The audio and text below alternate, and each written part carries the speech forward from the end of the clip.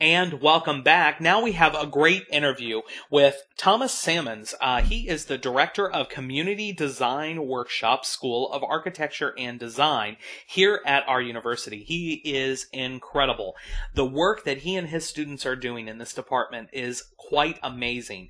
They're taking a look at all different projects on how to better design the cities and neighborhoods in which we live, as well as how to design the roads and the road systems to make sure that not only do they meet the needs that we have today, but also they'll meet the needs of the future. This is a great interview. Barbara Connor deserves a great deal of respect and thanks for setting up this interview and conducting it. So, without further ado, here's Barbara Connor and Dr. Sammons.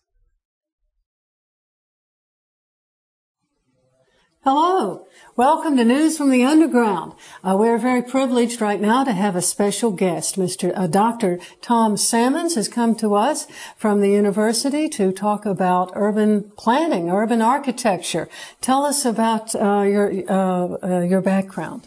My background is I was educated as an architect, undergraduate at University of Kentucky, and then master's in urban design and architecture at Cornell. And I was brought down to the university to run the Community Design Workshop, which is an arm of the School of Architecture and Design, and we've been doing that now for 12 years. Now, this is the Community Workshop? The Community Design Workshop. Okay. And we have a home office in which is now Rosa Parks, which was Postal Square. That's where our fourth year and fifth year design studios are. And then we have a mobile studio that goes out into other small towns and starts to work with other parts of Louisiana. And for those of you who are not in Lafayette, Rosa Parks is the name now of our transportation center for the train station. So, and that's where you're located, or where your studio is, in the building near there. And you make the models. Now, I've seen these, and to me, they're fascinating. They're all the little tiny buildings and the little tiny trees, and all laid out by someone meticulously with a yardstick. I'm sure it's more scientific than that. Positioning and envisioning a new highway or a new layout for a park or a city. It's fascinating. And you're the one that makes these pipe dreams into a way that we can look at it, we can handle it, we can talk about it. Yeah, we like to say it's visioning. Visioning. A way of allowing communities or neighborhoods or small towns to vision a city in which they want to live in. And it takes a range. It could be in terms of streets, good boulevards. We believe in good boulevards. And some of the projects that we've been working on here have been Johnson Street, trying to transform an American strip into a boulevard which people can not only sort of automobiles can drive on it, but also that you have pedestrians and bike paths. Those are things we strongly believe in. Or it could be housing, making sure that people have adequate and low-income housing to a variety of different neighborhoods and a variety of different choices. Those are kind of things that the Community Design Workshop would support. Or density for our downtown, that there should be urban density. We certainly believe in going up instead of out. We also think that it's important that public transit. We think that light rail, alternative forms to the automobile. We believe in the automobile. I think we believe it's going to stay around for a while, but we think that it needs people need to have other opportunities and other choices to that to lighten up the congestion that we have on our roads. So we like to design parks and greenways. We like to design interstates. So we look at the large picture. We look at the city at a kind of a macro scale or a regional scale.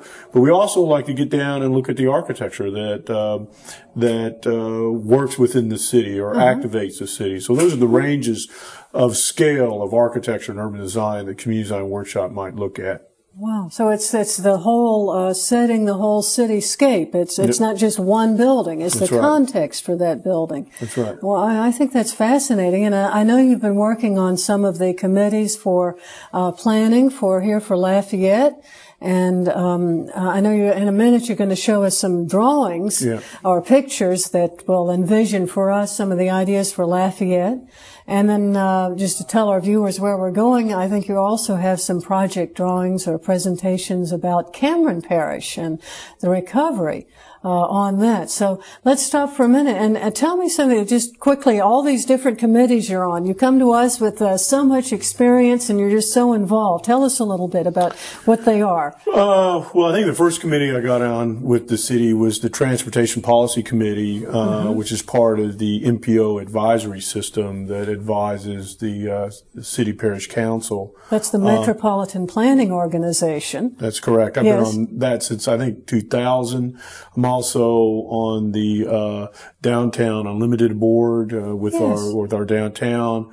I'm also on the new GOT Committee, Growth Technical the Growth Technical Opportunity Committee, looking at smart growth issues for our city. I'm also on the Johnson Street Committee, as you are, looking at trying to push that project ahead and working with that first section and the importance of, again, things like good boulevards, making good landscapes, signage issues, and what's the appropriate architecture. And those are kind of things I think next semester my students will be working on again.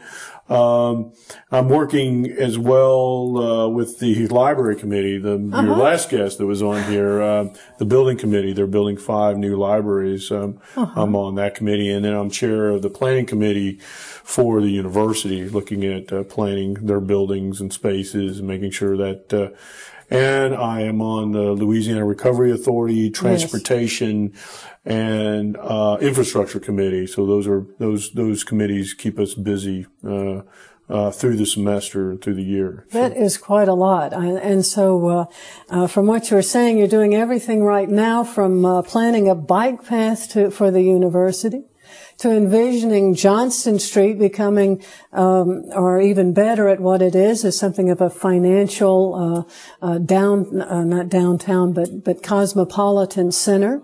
And then even the work in Cameron and other areas with the Louisiana Recovery.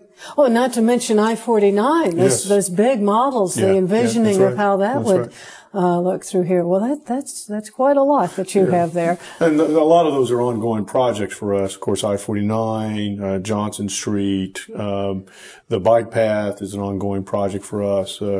That's funded by the DOTD. We're about ready to send them our final drawings on that. We're also working with New Iberia, lovely town, beautiful little town, in the African American on Hopkins Street. It's a beautiful, beautiful city, and we're trying to help them envision some things for that as well. So that's what we're doing this semester, and so it's kind of those are ongoing projects that we're working on continuously in the studio. Oh, well, that's great. That's great. So, I think you had some things you were going to kind of show us to give us an idea of what sorts of things you're doing. Yeah. There's a couple things that we believe in. The Community Design Workshop, believes in, and is committed to rebuilding and renovating our neighborhoods and our downtown. We believe in establishing clearly defined public spaces such as streets and squares and parks. And we also believe in public transit and in most of our projects. We've been working for the last 12 years. We've probably finished about 50 projects throughout the state. Wow. And you mentioned some of them earlier, and we've worked in North Louisiana, we've worked in South Louisiana. Most of those have been regional.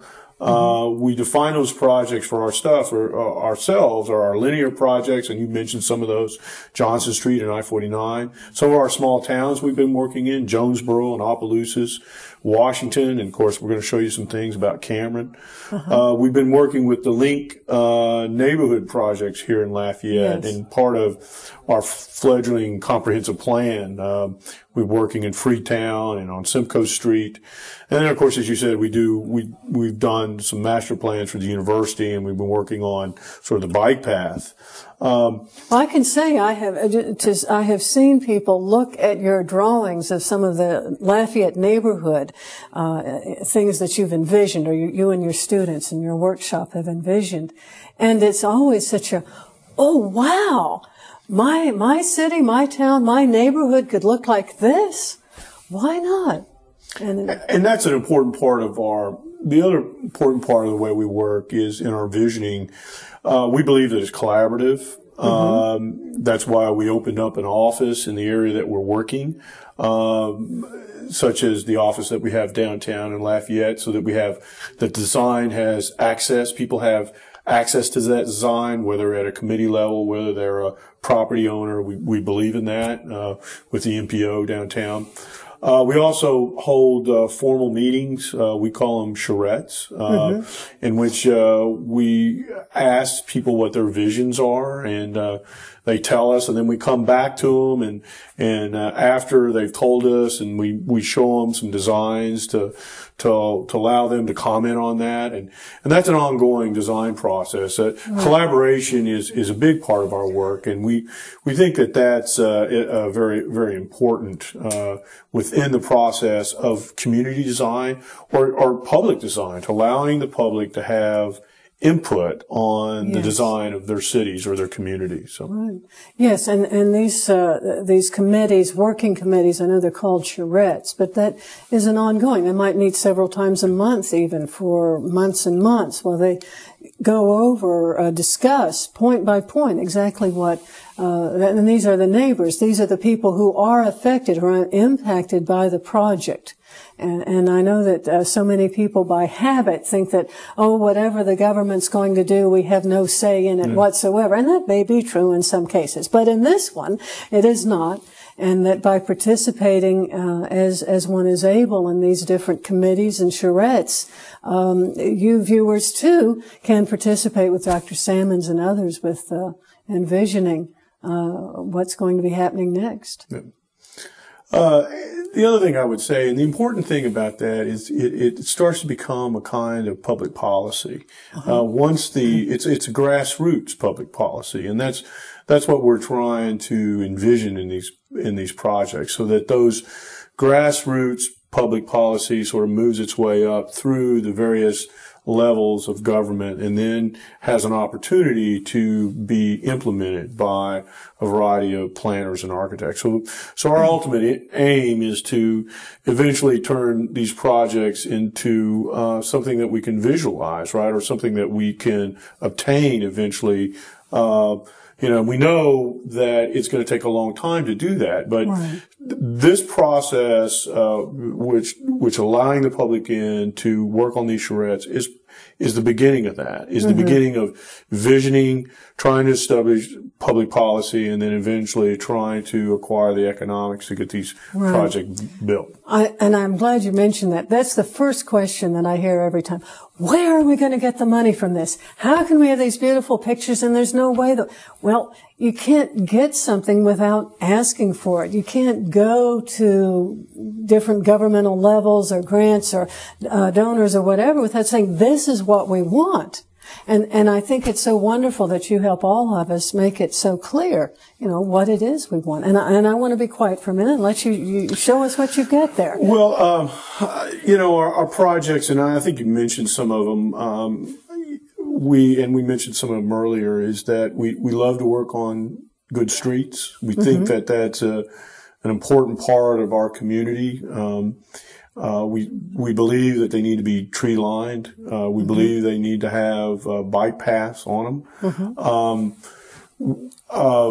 They can be major arterials or they can be neighborhood streets. It doesn't mean they can't be designed well and ordered well. They can have a system of order in terms of how people turn in and having access. They call it management to their access in terms of how they get into their property.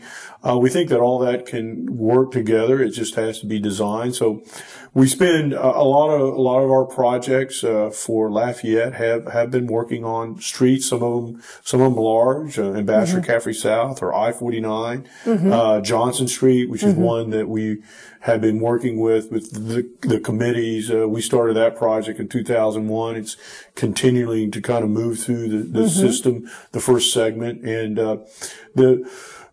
a good boulevard is an important public space for our city, and it's how people view our city. They view our city through our major arterials, and it's a very important part of civic design. So that's an area where we really like to concentrate and spend a lot of time. We at least have at least one of those projects in the office and in the studio on an ongoing basis. The other is the small towns.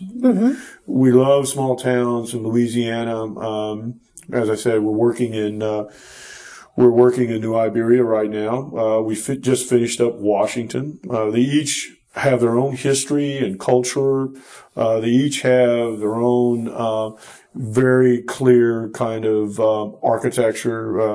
Of course, in Southwest Louisiana, they have a very special landscape. They need to be nurtured and protected, and their urban assets need to be protected in terms of whether on the Teche, or whether they have a historical downtown such as Washington, and a lot of our work goes to how do you enhance that, how do you protect that, and then how do you, especially in sort of New Iberia and Hopkins Street, how do you bring that street back to the vital and energetic condition that it was, say, in the 50s or the 60s. It was a very important street for New Iberia. So small towns are a place where we also like to work, and we've been working in several of those, and we're going to show you a few of those as we move on.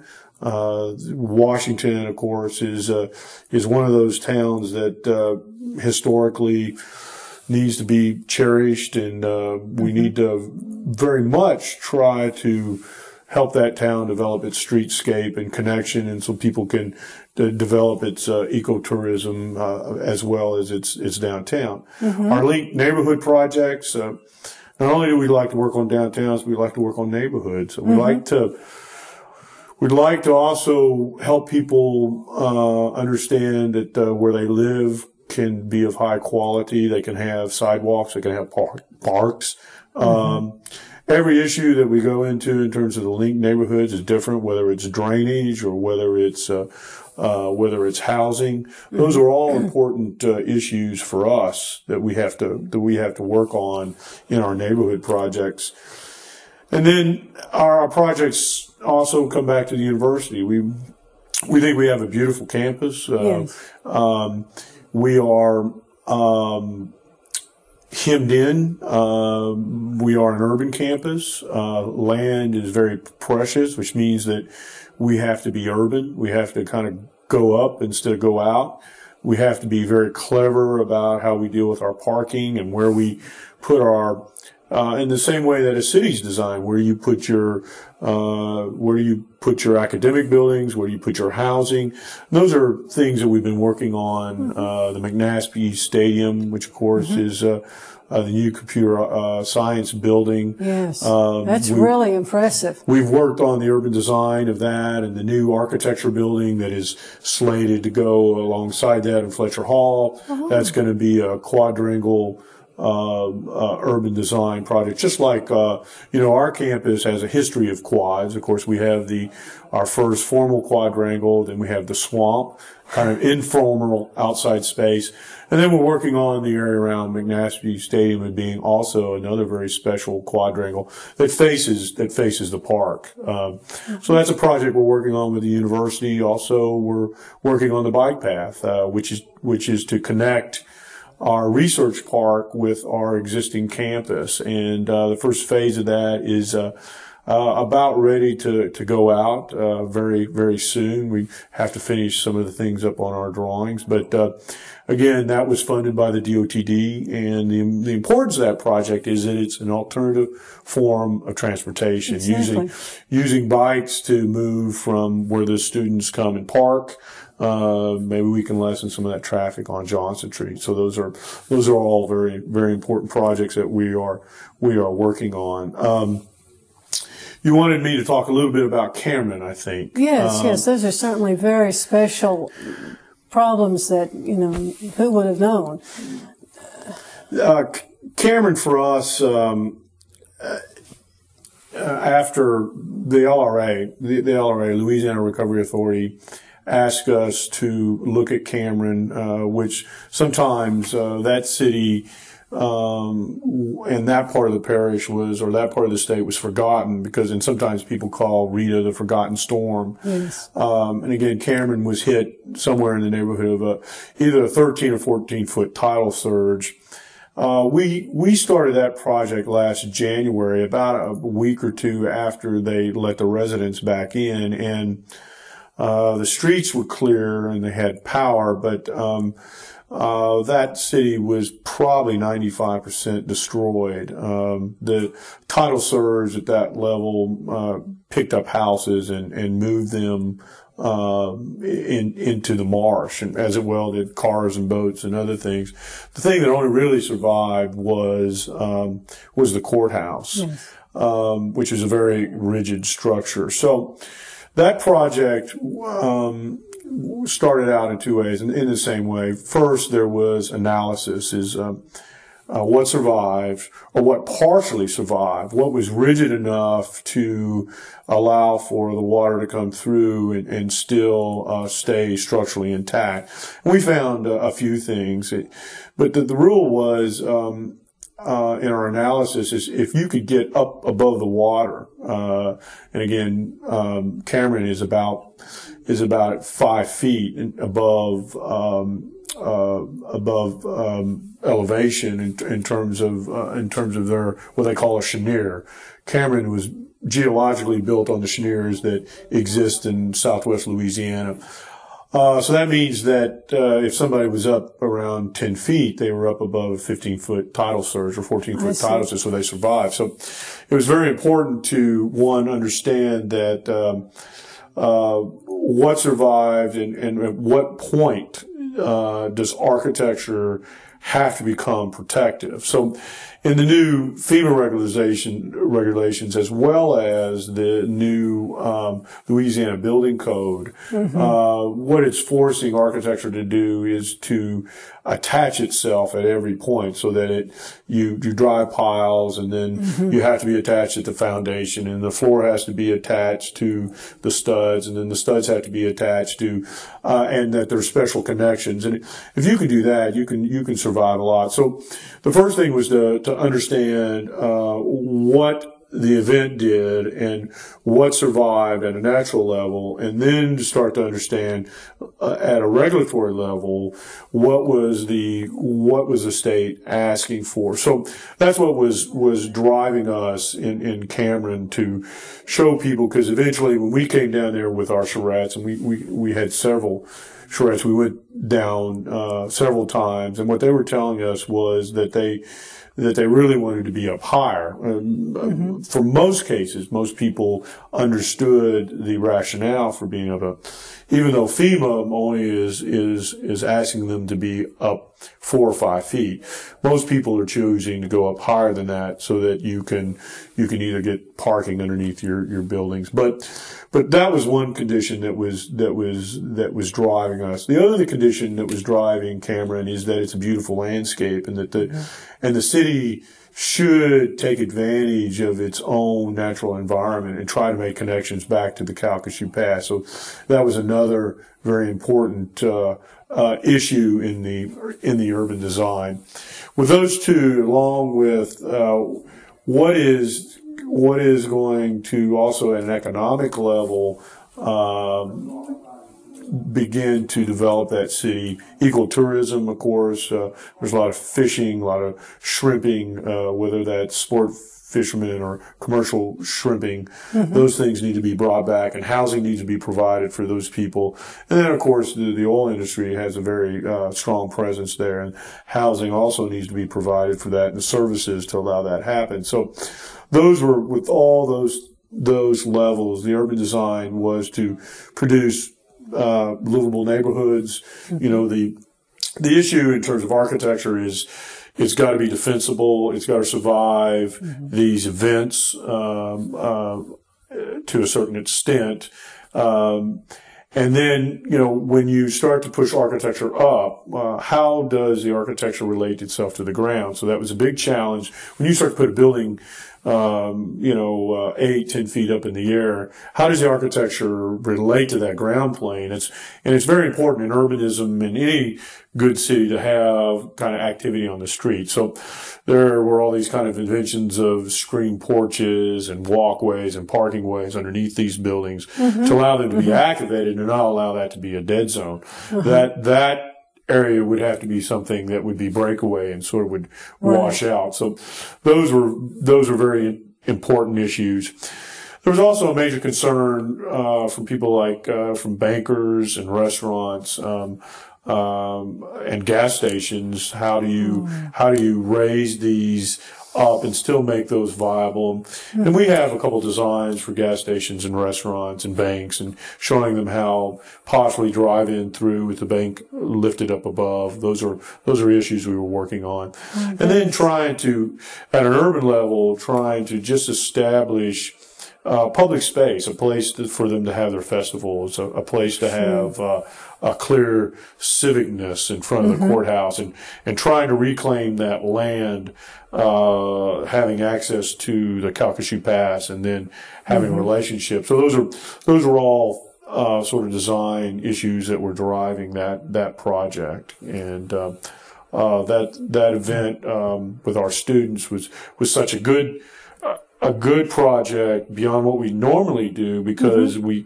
virtually had to start from ground zero, and not much was left, and trying to recreate a city, and then trying to invent an architecture that didn't exist before. An architecture, there's precedents of that all the way up and down southwest Louisiana. Of course, we looked at those precedents, the Camp House, and many of those things in our analysis survived. If you were up above the water and your connections were tight enough and rigid enough, those structures survived. One of the structures that survived is I found a trailer that was up on store steel columns, and it survived. And it's amazing that if you could get up out of that water, then the architecture would allow itself to survive under those conditions. So that's the other important thing was the environment, in that they're losing quite a bit of their marshland because of salt infiltration.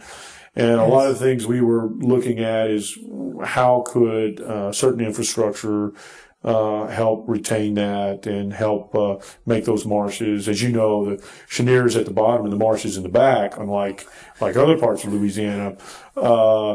But because of the canals that have been cut, that has allowed for saltwater intrusion, and so restoration of that area and how to protect that Cheniere were also things that we were interested in the project. Well, this is very interesting. That's such important work, and so I really appreciate you telling us about that, and then getting to look at some of your pictures has been terrific. So how do you see that developing? Is this building going to be occurring, do you think, for Cameron Parish? What's interesting is that I was just down there, I guess, about 2 weeks ago, and there's starting to be some signs of development. There's some restaurants coming back. There's some housing that is coming back. I think it's going to be a slow process because when you go through the town now, it's virtually barren. But every time I go back, generally what you're seeing is you start to see people pulling in the FEMA trailers, getting their hookups.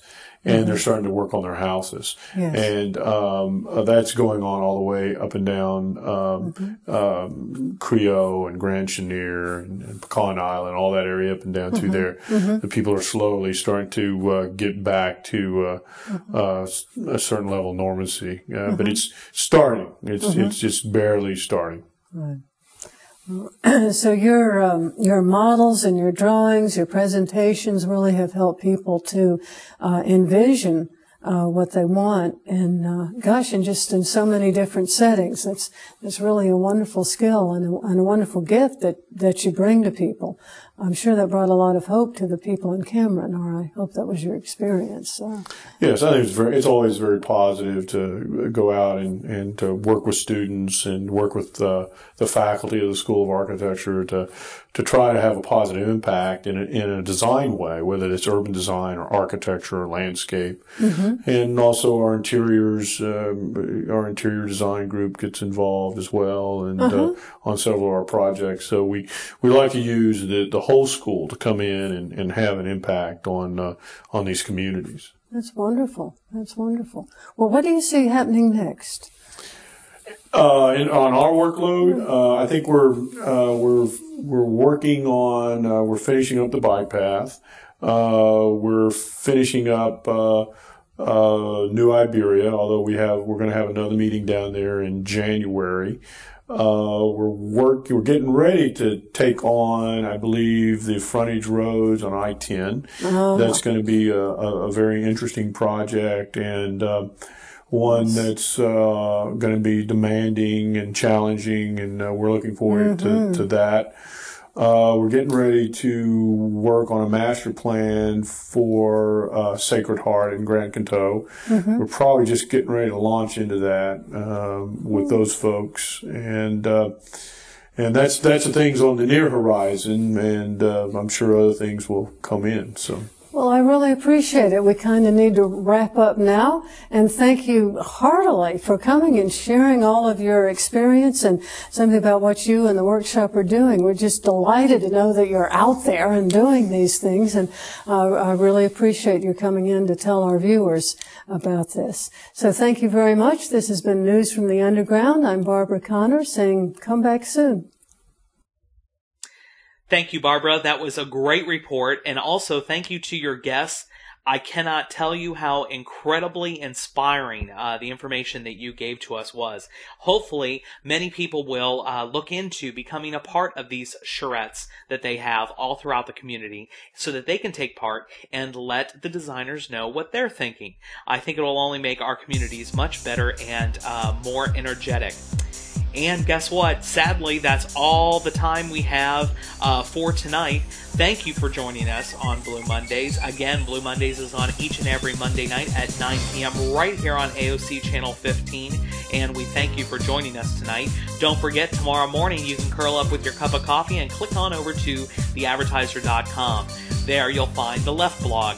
Each and every week I take a look at current happenings and what's going on, hopefully to provide you with some information and some interesting commentary, at least on our views of what's going on.